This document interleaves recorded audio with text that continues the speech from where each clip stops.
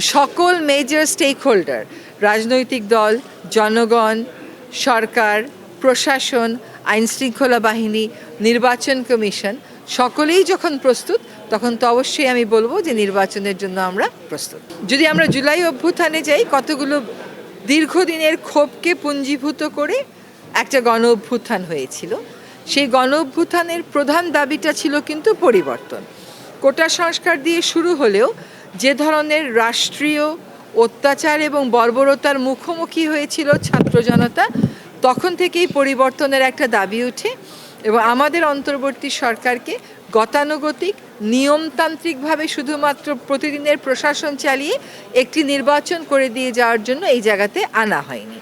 আমাদের তিনটা বড় এজেন্ডা নিয়ে, বড় ম্যান্ডেট নিয়ে আমরা প্রথম থেকেই কাজ করছি। একটা হচ্ছে সংস্কার, দ্বিতীয় হচ্ছে বিচার, তৃতীয় হচ্ছে নির্বাচন। আমরা সংস্কার প্রশ্নে যেই বিষয়ে অভিজ্ঞ বা যারা যেই বিষয়ে অভিজ্ঞ তাদেরকে দিয়ে সম্পূর্ণ সরকারের নিয়ন্ত্রণের বাইরে রেখে সংস্কার কমিশনের কাছ থেকে মতামত এনেছি।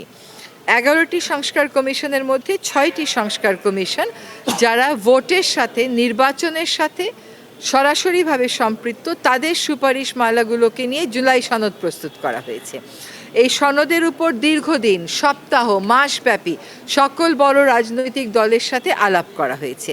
তার প্রেক্ষিতে গণভোটের প্রশ্নগুলো নির্ধারণ করা হয়েছে। ওই যে জুলাই সনদে যে সুপারিশগুলো ছিল, সেগুলিই ছিল বিভিন্ন ক্ষেত্রে কাঙ্ক্ষিত পরিবর্তনের সুপারিশ। তার ভিত্তিতে বড় দাগের যে সুপারিশগুলো আছে, সেগুলো পরিবর্তনের সেই সুপারিশগুলোকে নিয়ে আমরা গণভোটের প্রশ্ন আকারে সন্নিবেশিত করেছি।